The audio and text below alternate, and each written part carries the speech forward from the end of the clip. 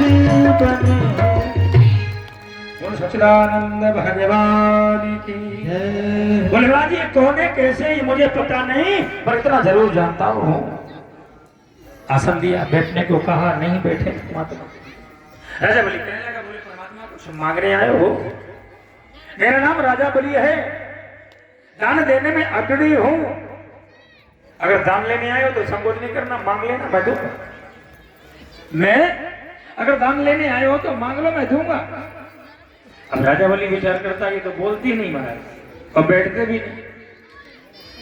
और महाराज मैंने 2 बार कहा, बोले महाराज कुछ मांगने आए हो? पिताजी ने कुछ कहा होगा तो मांग लेना, संकोच नहीं करना।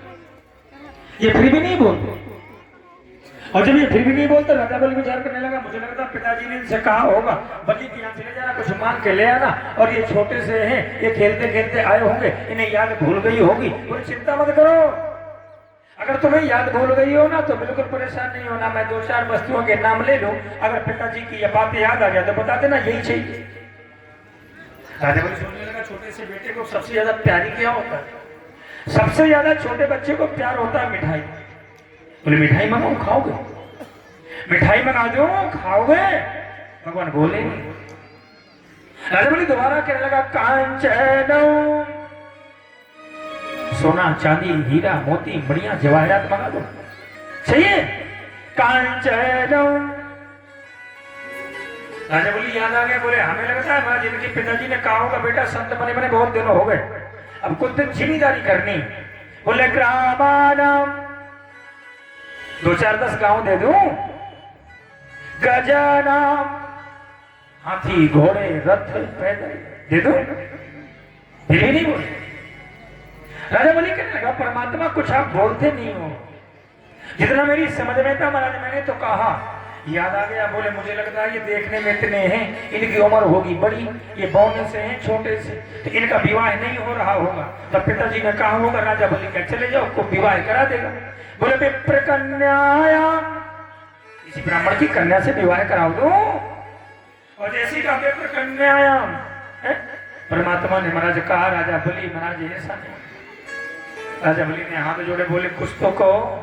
दरवाजे पर आए और मांगने, निराश होकर नहीं जाना, मेरा नाम राजा बलि है, दान देने में सबसे अग्रणी हूँ। धन मांग लो, दौलत मांग लो, सब कुछ दूंगा। भोजन मांगो, कपड़ा मांगो, बैगो मांगो, वो भी दूंगा। अगर ले जाने की दिक्कत हो तो मैं मोहल्ला नंबर, अपना गांव नंबर, अपना मकान नंबर बता दो, भेज भी दूंगा। हाँ, पहुंचता डिलीवरी होगी, मैं चिंता मत करो, पर बताओ तो क्या चाहिए? परमात्मा कहने लगे, बोले राजन कहा तो तुमने बहुत कुछ, पर महाराज ना तो धन चाहिए ना वैभव चाहिए, मुझे करना क्या है? हम तो ठहरे संत में जब आवारे मौज फकीरा दी, फकीरी में मस्त है, हमें कुछ नहीं चाहिए। पर अगर तूने कहा है आया तो मांग रही हो, ये सत्य है। बोले मांगने आया तो मांग लो ना, ऐसे नहीं मांगोगे। फिर कैसे मांगोगे? पहले देने का कोई संकल्प कर दो तब मांगो। हाथ पे कोसा रख लो, हाथ पे जल रख लो, फिर संकल्प कर दो, फिर राजा बलि कहने लगा, संकल्प करके दूं? बोले हाँ। बोले पहचानते नहीं हो महाराज मुझे? महाराज इतना बड़ा दानी, दुनिया में सबसे बड़ा मेरा नाम, और पहचानते नहीं हो, संकल्प की बात कर रहे हो। बोले बेटा तुम्हारी दिक्कत नहीं पहचानने को, मैं तुम्हारी 7 पीढ़ी को जानता हूँ।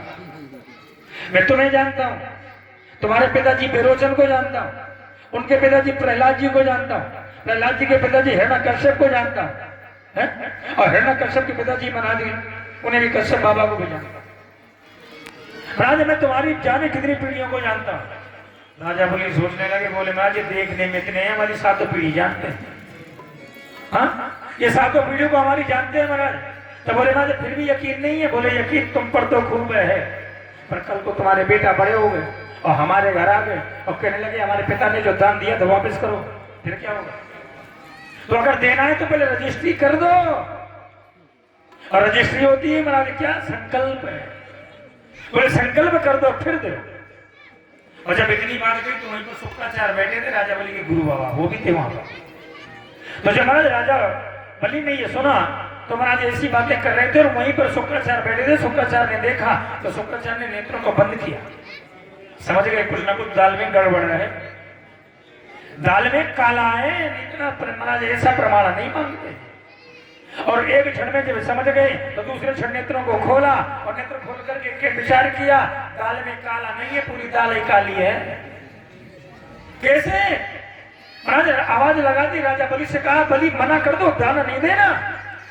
जानते हो ये कौन है? बोले ऐसे बेरोचने साक्षात भगवान विष्णु रया,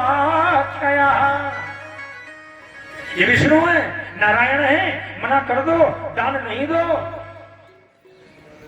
जानते हो ये छल करके तुम्हें महाराज सब दान लेने आए हैं?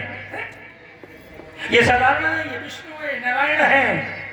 राजा बलि ने हाथ जोड़े बोले, कुछ भी हो मुझे पता नहीं, अगर आज वो दान लेने मेरे दरवाजे पर आए हैं तो मैं दान दूंगा, ये पक्का मैं दान दूंगा। गुरुजी ने विचार किया, दान तो दोगे, कोई दिक्कत नहीं, पर बेटा ये दान लेने में तुम्हें कंगाल करके जाएंगे, याद रखना, सभी छीन लेंगे। बोले महाराज गुरुजी कुछ भी हो, आज तक मेरे दरवाजे पर जो भी आया है वो लौट के नहीं गया, मैं मना नहीं करूंगा, मैं दान तो दूंगा। लेकिन गुरु बाबा ने भी प्रतिज्ञा कर रखी थी, मैं अपने ब्रह्मराज गुरु शिष्य को बर्बाद नहीं होने दूंगा। क्योंकि गुरु का मतलब, गा का मतलब होता अंधेला, रा का मतलब उजेला, जो अंधेले से उजेली की तरफ ले जाए वो है गुरु। और एक बात और बताओ, एक नियम होता है, गुरु के सामने गुरु का अगर शिष्य बर्बाद हो रहा है तो दोष गुरु का भी होता है। तो गुरु को भरसक प्रयास करना चाहिए, उस धर्म के पद पर लगाना चाहिए जिससे मतलब उसका पतन ना हो। और गुरु के समझाने के बाद अगर शिष्य नहीं मानता तो भैया तेरी मर्जी, तेरा राग, हमें क्या लेना देना। समझाएगा तो गुरु बाबा ने दोबारा प्रयास किया, बोले महाराज मेरी बात मान लो, गुरु का नियम होना चाहिए। हाँ, गुरु का मतलब होना चाहिए, गुरु के रहते शिष्य की बर्बादी ना हो, तब तो ठीक है। गुरु भी बनाना चाहिए तो बहुत सोच कर बनाना चाहिए। गुरु के अंदर लोभ नहीं होना चाहिए, गुरु के अंदर लोभ नहीं होना चाहिए। और नहीं तो लोभी गुरु और लालची चेला, फिर वो नरक में ठेला में, फिर यही होता है। हाँ, एक बात बताऊं, ये आगन वाले हैं ना, इनका गांव छिरका है, मौदाह के पास पड़ता है, ये वहीं के हैं। तो जब कथा दोपहर में नहीं होती तो ये कभी कभी महाराज ये मुझे बुला के अपने पास में बैठ जाते हैं और फिर मुझे सुनाते रहते हैं महाराज, कोई ना कोई कथा वगैरह ये सुनाते हैं।